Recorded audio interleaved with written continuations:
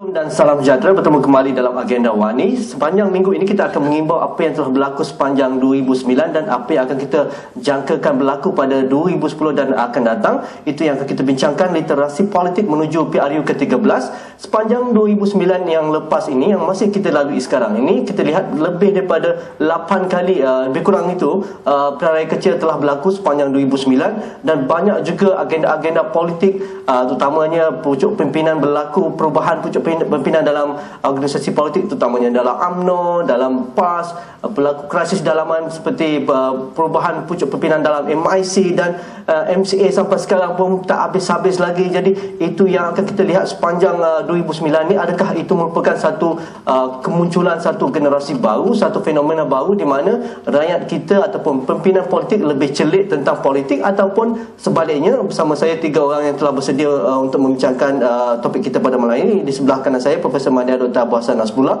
pengasas Zentrum Future Studies. Assalamualaikum Profesor. Waalaikumsalam. Di tengah saudara Amiruddin Syahri, Naib Ketua AMK Pusat PK, dan juga Adun Batu Cave, Selangor. Apa khabar Cik Amiruddin? Alhamdulillah. Dan di ujung sana rakan kita Tun Faisal Ismail Aziz, Esko Unit Media Baru Pemuda UMNO. Apa khabar Tun? Okey, saya terus kepada Profesor Dr. Abu Hassan. Kita lihat sepanjang 2009 apa yang telah saya ungkapkan tadi.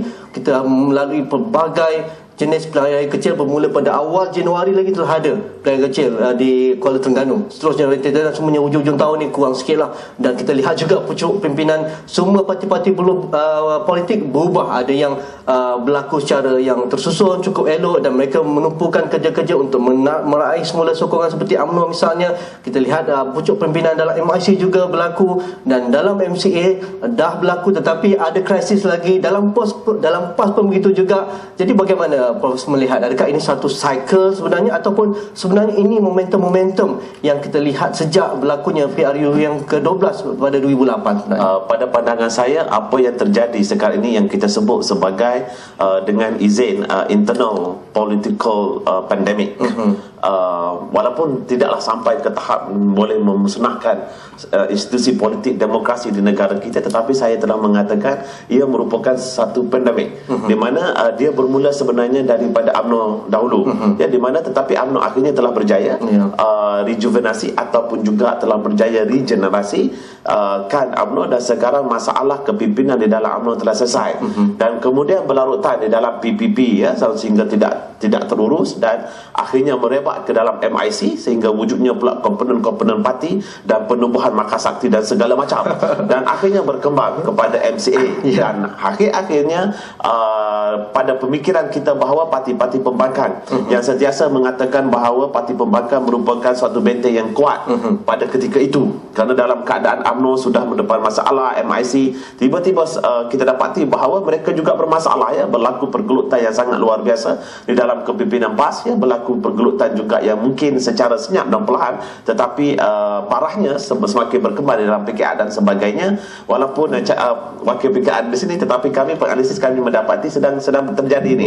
Walaupun ini dikatakan sebagai repetisi, ini merupakan perulangan apa yang terjadi pada tahun 1977 apabila krisis Asri Datuk Nasir berlaku dan menyebabkan di Kelantan. Ketika itu juga sebenarnya MCA krisis, ketika itu juga sebenarnya DAP pun mengalami krisis. Sebab itu saya mengatakan pilihan raya 2008, sebab itu kita di Zentrum bahkan di awal ni kita selalu berkata bahawa pilihan raya 2008 adalah pilihan raya yang terakhir kepada barisan tokoh-tokoh politik ataupun politikawan klasik, politikawan tradisi, ya, yang bergantung kepada keupayaan jasadnya, keupayaan pribadinya dan keupayaan institusi politiknya, iaitu menjadi benteng terkuat dalam melindunginya.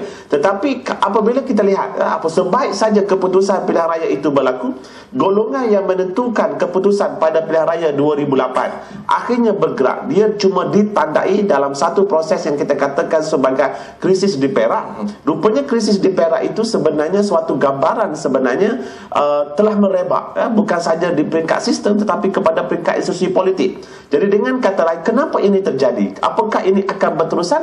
Kita sebagai pengkaji, sebagai ahli akademik ataupun ramai pemikir-pemikir, pengkaji-pengkaji termasuk dalam Zentrum mengatakan semua institusi politik, tidak kira dia PAS, tidak kira dia PKR, tidak kira dia MIC, MCA, kecuali UMNO, sebab UMNO sudah selesai, sebab mereka sudah berjaya menyelesaikan masalah tadi.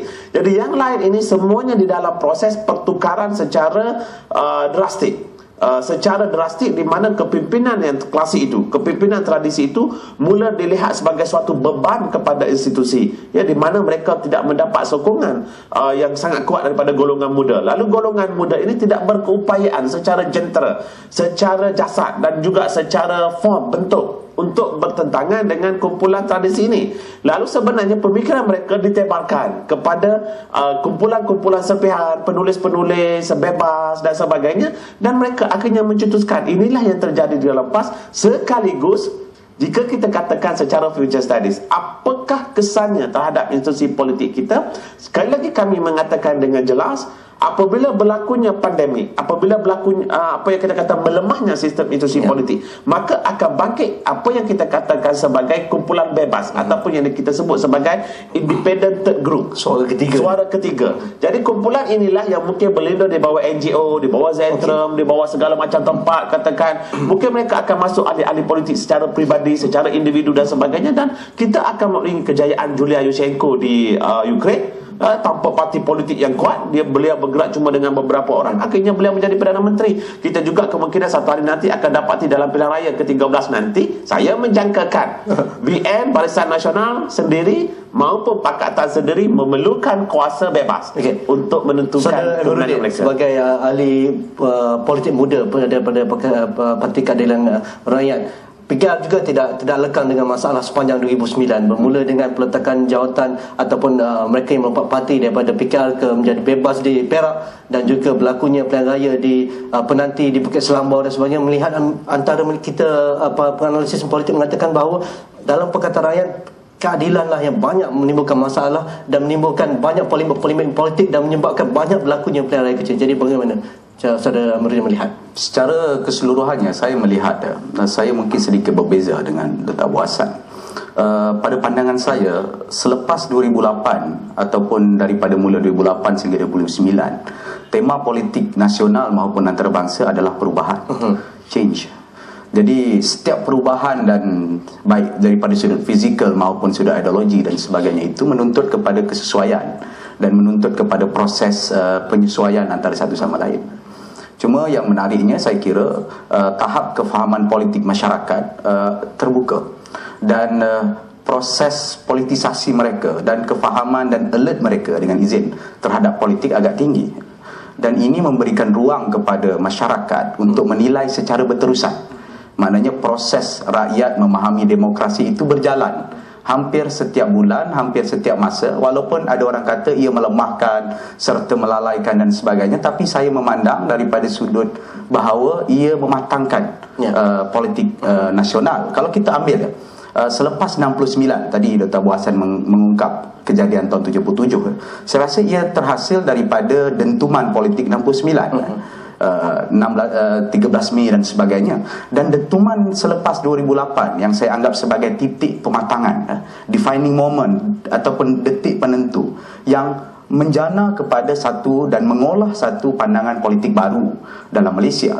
UMNO pun sekarang ni mahukan perubahan, cumanya Parti Keadilan kita sebut reformasi, UMNO disebut transformasi, dan parti-parti lain juga mengetengahkan pandangan-pandangan berbeza. Bagi saya, baik MIC, PAS dan Keadilan dan sebagainya, itu kita sedang bergerak ke hadapan dengan satu tema politik yang ke depan, yang lebih dan meninggalkan politik-politik usang yang lama yang disebutkan oleh Dr. Abu Hassan. Adakah itu kita melihat bahawa pemain-pemain politik sebenarnya gagal menunjukkan satu corak iklim politik yang segar, kerana kita melihat hari ini kesedaran politik di kalangan rakyat cukup tinggi, literasinya, walaupun mereka bercerita pasal politik tidak kira waktu dalam Facebook, dalam Twitter dan sebagainya. Tapi bagaimana kita nak menjadikan politik yang baik, contoh politik yang segar itu, politik yang ilmu muafakat itu mampu diterjemahkan, akhirnya diserap kepada rakyat, dan rakyat dapat melihat satu bentuk politik yang bagus. Jadi itu yang akan kita bincangkan bersama Dr. Faizal. Kita rehat sebentar, jumpa lagi selepas ini.